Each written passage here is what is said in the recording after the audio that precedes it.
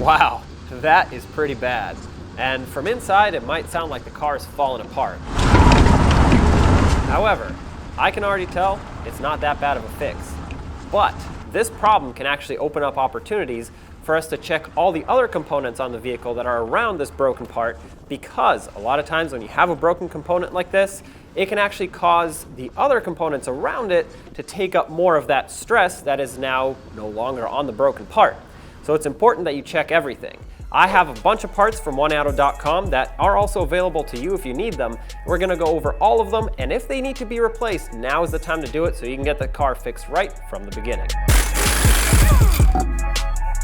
We have the car up in the air, and upon further inspection, if you haven't already noticed, the rear sway bar link on this is completely snapped off. It looks like it's rotted away actually, which does happen sometimes, especially in more rust-prone climates.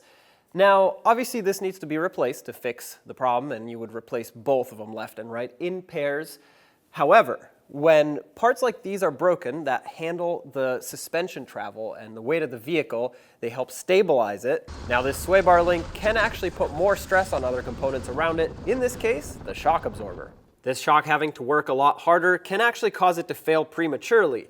And just a visual inspection will tell you a lot about its condition. Driving it, it didn't seem like it was bouncy, it seemed like it was still functioning, and looking at it, I can see that it's rusty down here, and although that might not cause it to fail right now, it definitely will in the future if it continues to rust through. However, looking at just one side is not enough. Looking over at the other side, you can see a similar story here with the rust at the bottom of the shock, but if you continue looking up, you'll see that this gunky residue here is actually oil that has leaked out of the shock, and on the back side you'll see where it's a little bit shiny still. That actually indicates a blown seal on the shock body itself. Oil is now leaking out of it. That is causing it to basically be considered a failed shock absorber. Could that be from the broken sway bar link? Yes, it very well could. Both of these control arms should be connected with the sway bar links and of course through the sway bar in the middle. As the vehicle goes over uneven surfaces, one side helps the other out. But when you have a sway bar link that's broken, that's when parts start wearing unevenly, or prematurely, I should say. Just because this sway bar link is connected still, that doesn't mean the sway bar on the other side is still doing anything. Because this side is all loose, so one side is now moving independently of the other, and instead of them doing this together, they're just doing whatever they want. So at this point, I could just put two sway bar links on and two shock absorbers and refresh that. However, this vehicle lives in a very rust-prone climate, and as you can see, these control arms that I would be bolting the new parts onto will not last much longer. So why should I put new parts on something that is going to have to be addressed in the very near future? As you can see, just with a screwdriver, I'm peeling off a lot of rust.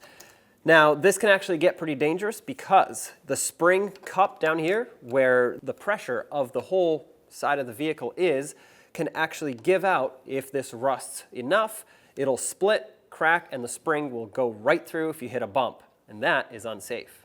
One last thing back here is the spring. In most cases you can reuse these, but if you see any cracks or serious rust that concerns you, replace them. Because we're dealing with the control arm and the spring, there's a lot of tension on this setup on this lower control arm, so it is always recommended to support the weight of it. Otherwise you take out a couple bolts and this thing's gonna shoot straight down. You wanna avoid that.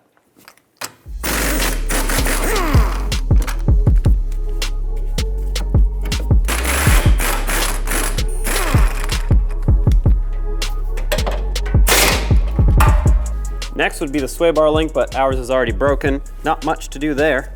Just gonna let this down slowly and make sure everything separates as it should.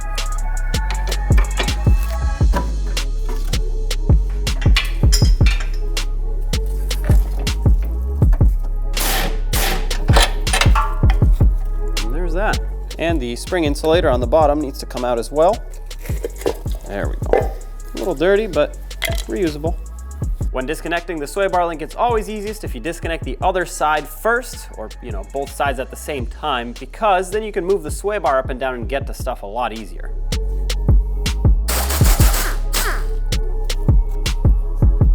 There we go. There we go.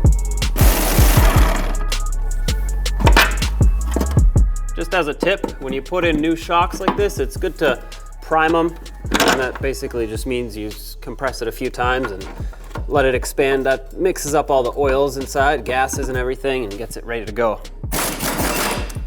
And as we start the installation process, it's always a good idea to torque everything to factory spec. And finally, for the part that actually got us here, let's replace that, and of course always do this in pairs, so you know, don't just do one sway bar link, you do them both.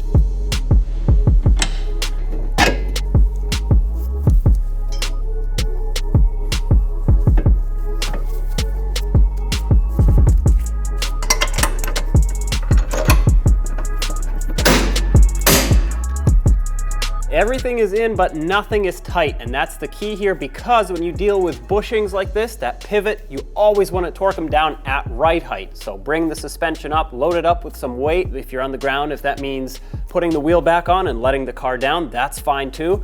But I'm on a lift, so I'm gonna lift it up with the pole jack and then torque everything once again to factory specs. First snug them and then torque them.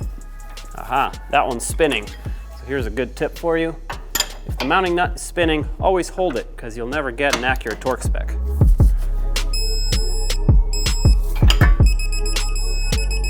That's all torqued down, except for the sway bar link, which can be tightened at any point.